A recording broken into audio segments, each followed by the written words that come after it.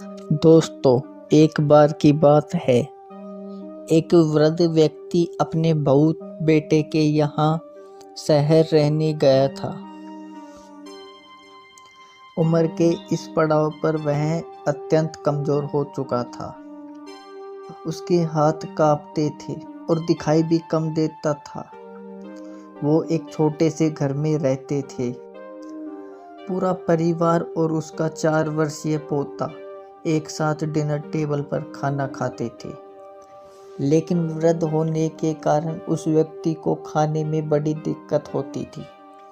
कभी मटर के दाने उसकी चम्मच से निकलकर फर्श पे बिखर जाते, तो कभी हाथ से दूध छलकर मेज पोंछ पर गिर जाता।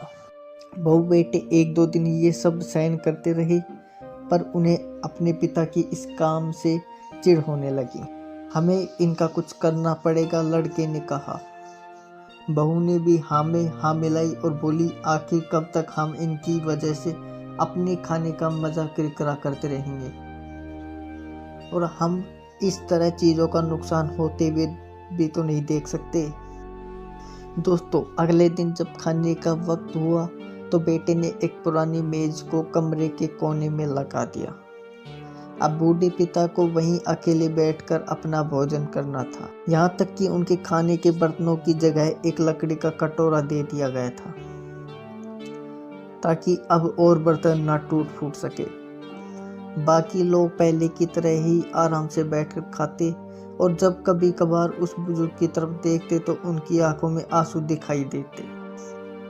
यह देखकर भी बहू बेटे का मन नहीं पिघलता। वो उनकी छोटी सी छोटी गलती पर ढेरों बातें सुना देती। वहाँ बैठा बालक भी यह सब बड़े ध्यान से देखता रहता और अपने में मस्त रहता। दोस्तों, एक रात खाने से पहले उस छोटे बालक को उसके माता पिता ने जमीन पर बैठकर कुछ करते हुए देखा। तुम क्या बना रहे हो? पिता ने पूछा। बच्चे ने मासूमियत के साथ उत्तर दिया, अरे मैं तो आप लोगों के लिए एक लकड़ी का कटोरा बना रहा हूँ, ताकि जब मैं बड़ा हो जाऊं तो आप लोग इसमें खा सकें।